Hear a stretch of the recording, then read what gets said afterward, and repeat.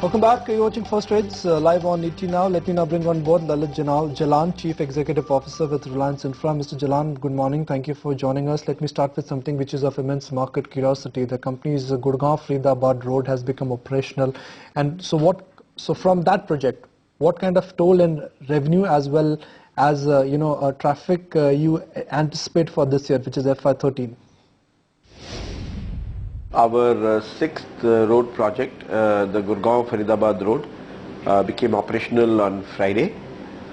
This is 800 crore BOT project with a 17-year concession period. This road will decongest the Gurgaon Faridabad, which is a very high traffic corridor. Currently, you can take as much as an hour and a half to do this journey. And with this road, the commuters stand to gain more than 1 hour. If you look at our road portfolio, our entire road portfolio is on the very dense corridors attached to mega cities like Delhi, like Agra, like Pune, Bangalore, Jaipur. So we are assured of much higher growth than the typical average portfolio that you see in the market. This year, that is FY13, we expect top line from roads to exceed 700 crores, and which will be exceeding about 1100-1200 crores next year. The equity IRRs that we expect from our road portfolio would be in excess of 20%. The way we bid for our road portfolio, it is very focused towards the economics, and if you do not get our benchmark returns, we are not inclined to bid. If you would see, owing to the intensity of bidding over the last 2 years, we have not been successful in winning a single road project because we thought that the economics were just not there. Mr. Jalan, so what's the road portfolio of the company and how much will all the operational roads contribute to in FY13? Yeah, so as I said, we have a total portfolio of 11 road projects totaling to about 12,000 crores. Out of this, 6 projects have already become revenue operational.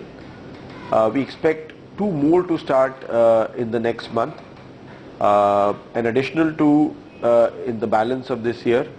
So by the end of this financial year, namely March 2013, we will have 10 of our 11 projects revenue operational, and the last road project will become revenue operational next year.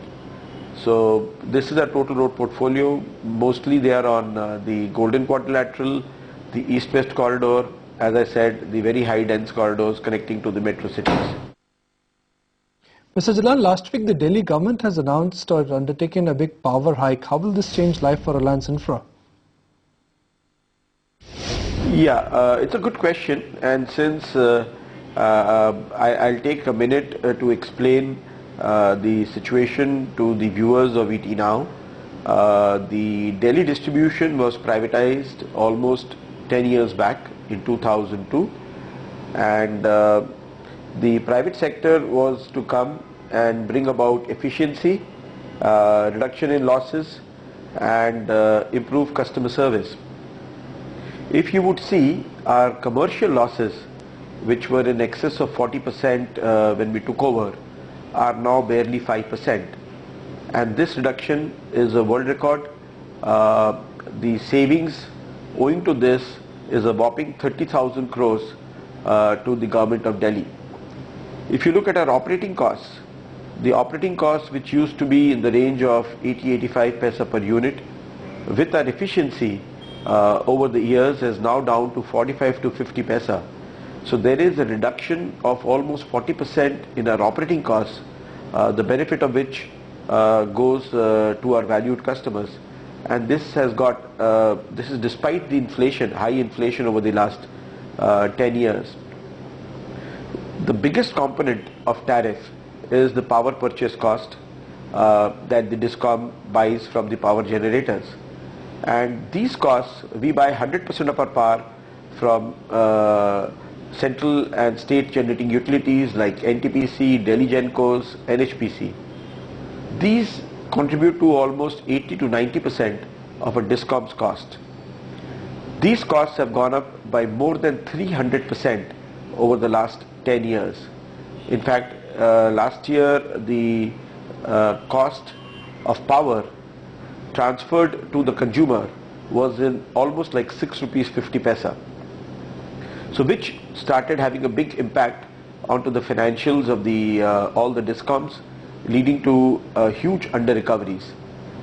The current tariff order has recognized these losses and has recognized the under recoveries, and we feel, we do not have the detailed tariff order, but from the reading of the media release, that this order is cost reflective, and the power purchase pass through has been allowed. The regulatory assets up to FY11 has been recognized, and a forward path towards liquidation of that has been given in the tariff order. So it's a very path-breaking tariff order which was very badly required. This is completely as per the directions of the Honorable Appellate Tribunal of Electricity of last year. Mr. Jalan, what's the update on the collection of the arrears of power consumers, and how much has been collected and how much is left? No, arrears, unfortunately, we are accumulating while we speak, because the tariff order, which becomes effective as of July 1, by the time the collection comes in, it will be mid-August and later. So we are adding to our arrears till say middle of August, and from then on we expect that we'll be able to recover all our costs, which is predominantly the power purchase cost, because as I said, that is 80 to 90% of the cost of a DISCOM. We are essentially retailers, so if the cost of power goes up, we have almost no option but to pass that on to our valued customers. So what is the plan here for recovery cost in the ceiling project, and how much was spent by Reliance Infra in the ceiling project? No, ceiling is a project which we had won, and which for various reasons, for various CPs which could not be fulfilled by the government of Maharashtra, that project is on standstill. We had a conciliator appointed which advised both the parties that they may terminate the contract at no cost to each other.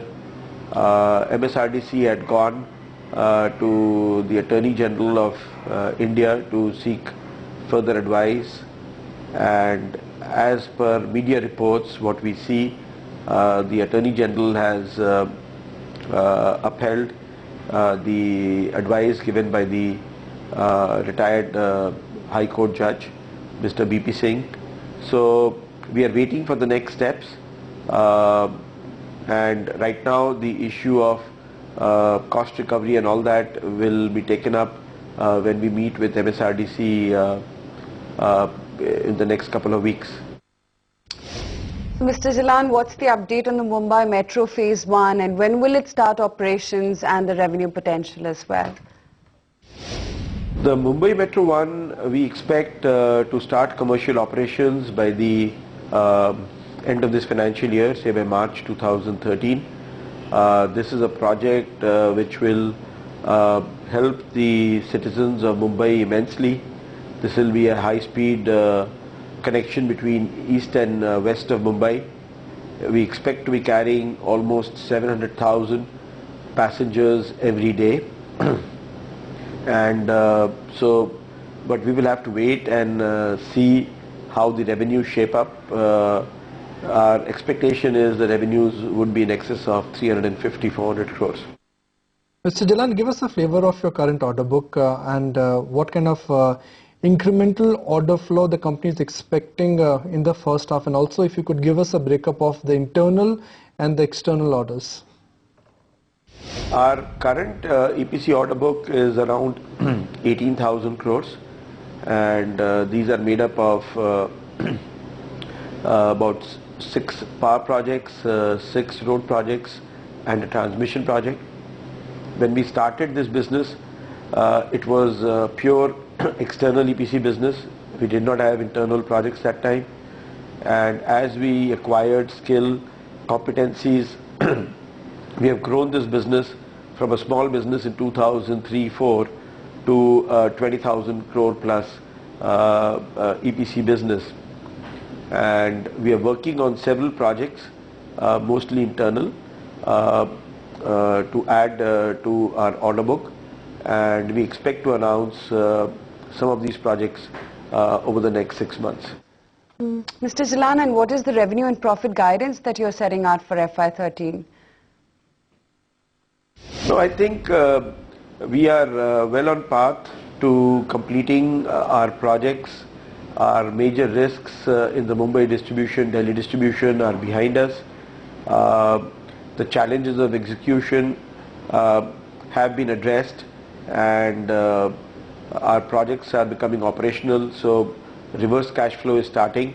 As a principle, we do not give guidance for revenues and bottom line, but I think the shareholders have no reason for concern, because most of the major issues have been successfully addressed by the company. Mr. Jalan, really appreciate your time, and thank you for accommodating this interview request. We'll stay with the infrastructure from builder to a port owner. Adani Port has